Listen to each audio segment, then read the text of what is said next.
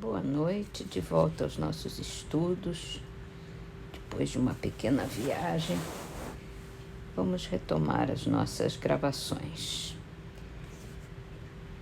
No livro Mantras de Vida, de Loester, nós estamos lendo cada capítulozinho de mantras. A gente leu um por um nos últimos tempos e agora fazendo a visão geral do assunto. Então, esse é o capítulo 10. O meu corpo é uma veste, eu sou espírito e vivo em espírito e verdade. Sinto o poder de Deus em mim e só faço a vontade do Senhor. Em todos os contatos que tenho com os outros, não esqueço a gentileza. Sempre manifesto a boa vontade de servir e aprender. Sei que Deus me fala através dos outros, basta que eu preste atenção para colher a mensagem endereçada a mim. Confiro todas as ideias que surgem em minha mente e somente alimento e falo as palavras de vida e de paz, de trabalho e de amor. Eu sou um sol, não creio em sombras. Deus em mim é motivo de glória. Uso dinheiro para coisas necessárias, sem apego ao ouro. Sei e confio que nada falta para mim. Tenho tudo com abundância. Em tudo que faço, faço com e por amor. O céu está em tudo. É imprescindível saber senti-lo em toda parte. Cada dia que passa, aprimoro o que sei, e sei que no amanhã receberei coisas novas. Desconheço as más notícias. Só vejo progresso em tudo e a paz de Deus em todos. Eu sou forte e feliz, tenho saúde e coragem para as lutas de cada dia. A minha alegria desafia qualquer contratempo. Sou ela e vivo nela, graças a Deus.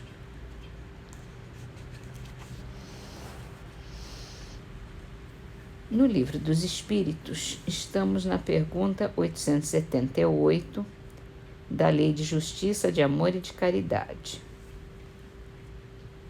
Se o homem pode se enganar quanto à extensão do seu direito, o que lhe fará reconhecer o limite desse direito? O limite do direito que, com relação a si mesmo,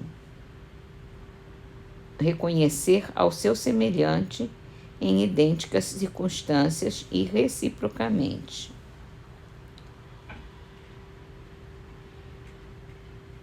Mas se cada um atribuir a si mesmo direitos iguais aos de seu semelhante, que virá a ser da subordinação aos superiores?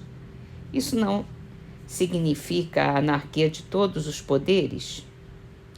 Os direitos naturais são os mesmos para todos os homens, desde os de condição mais humilde até os de posição mais elevada. Deus não fez uns de limo mais puro do que o de que se serviu para fazer os outros, e todos aos seus olhos são iguais. Esses direitos são eternos. Os que o homem estabeleceu perecem com as suas instituições. Além disso, cada um sente bem a sua força ou a sua fraqueza e saberá sempre ter uma certa deferência para com os que o mereçam por suas virtudes e sabedoria. É importante acentuar isso, para que os que se julgam superiores conheçam seus deveres, a fim de merecer essas deferências. A subordinação não se achará comprometida quando a autoridade for deferida à sabedoria.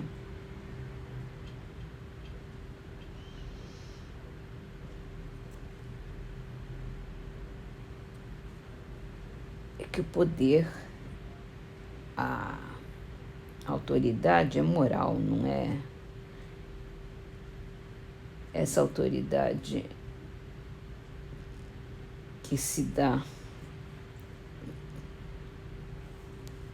por ter ou por querer levar os outros de alguma forma. Então vamos para o livro A Gênese, e nós estamos no capítulo dos caracteres dos milagres. E esse item se intitula Deus faz milagres? Vamos lá então. Quanto aos milagres propriamente ditos, Deus, visto que nada lhe é impossível, pode fazê-los. Mas os faz? Ou, por outras palavras, derroga as leis que ele próprio emanou? Não cabe ao homem pré-julgar os atos da divindade, nem subordiná-los à fraqueza do seu entendimento. Contudo, em face das coisas divinas, temos, para critério do nosso juízo, os atributos mesmos de Deus. Ao poder soberano, reúne ele a soberana sabedoria, de onde se deve concluir que não faz nenhuma coisa inútil. Por que então faria milagres? Para testar seu poder, dizem. Mas o poder de Deus não se manifesta de maneira muito mais imponente pelo grandioso conjunto das obras de criação, pela sábia previdência que essa criação revela, assim nas partes mais gigantescas como nas mínimas, e pela harmonia das leis que regem o mecanismo do universo, do que por algumas pequeninas e pueris derrogações que todos os prestímanos sabem imitar.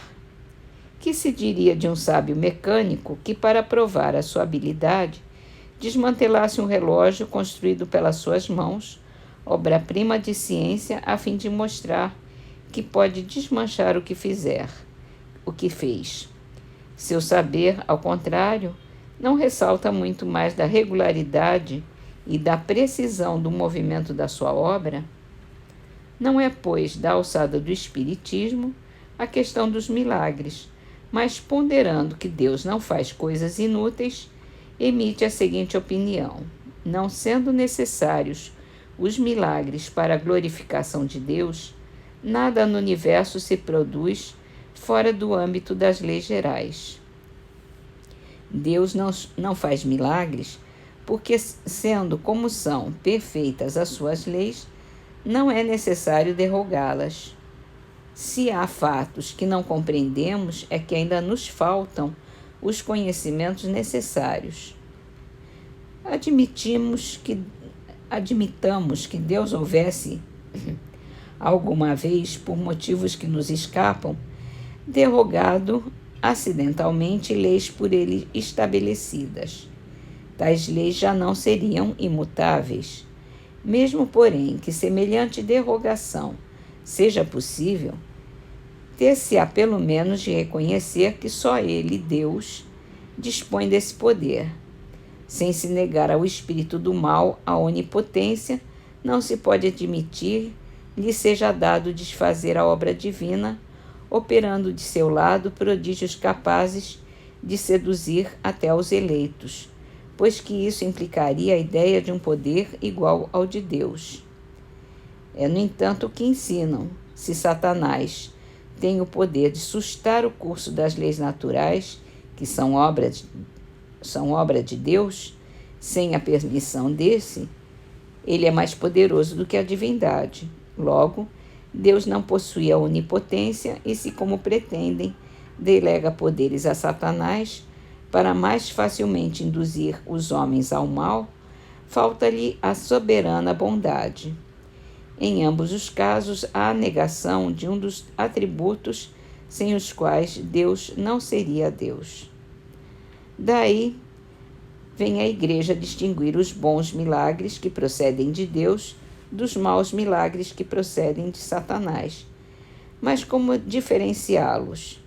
Seja satânico ou divino um milagre, haverá sempre uma derrogação de leis emanadas unicamente de Deus. Se um indivíduo é curado por suposto milagre, quer seja Deus quem o opere, quer Satanás, não deixará por isso de ter havido a cura. torna-se forçoso fazer uma ideia pobríssima da inteligência humana para se pretender que semelhantes doutrinas possam ser aceitas nos dias de hoje. Reconhecida a possibilidade de alguns fatos considerados miraculosos, há de se concluir que, seja qual for a origem que se lhes atribua, eles são efeitos naturais do que se podem utilizar espíritos desencarnados ou encarnados, como de tudo, como da própria inteligência e dos conhecimentos científicos de que disponham, para o bem ou para o mal, conforme neles preponderem a bondade ou a perversidade. Valendo-se do saber que haja adquirido, pode um ser perverso fazer coisas que passem por prodígios aos olhos dos ignorantes. Mas quando tais efeitos dão em resultado um bem qualquer, seria ilógico atribuir-se uma origem diabólica. Mas a religião, dizem, se apoia em fatos que nem explicados nem explicáveis são. Inexplicados, talvez. Inexplicáveis é questão muito outra. Quem sabe o homem das descobertas e dos conhecimentos que o futuro lhe reserva? Sem falar do milagre da criação, o maior de todos, sem contestação possível, já pertencente ao domínio da lei universal, não vemos reproduzirem-se hoje sob o império do magnetismo, do sonambulismo, do espiritismo, os êxtases, as visões, as aparições, as percepções à distância, as curas instantâneas, as suspensões, as comunicações orais e outras com seres do mundo invisível. Fenômenos esses conhecidos desde tempos imemoriais, tidos outrora por maravilhosos e que presentemente se demonstra pertencerem à ordem das coisas naturais, de acordo com a lei constitutiva dos seres. Os livros sagrados estão cheios de fatos desse gênero, qualificados de sobrenaturais, como, porém, outros análogos e ainda mais maravilhosos se encontram em todas as religiões pagãs da antiguidade. Se a veracidade de uma religião dependesse do número e da natureza de tais fatos, não se saberia dizer qual a que devesse prevalecer. Enfim,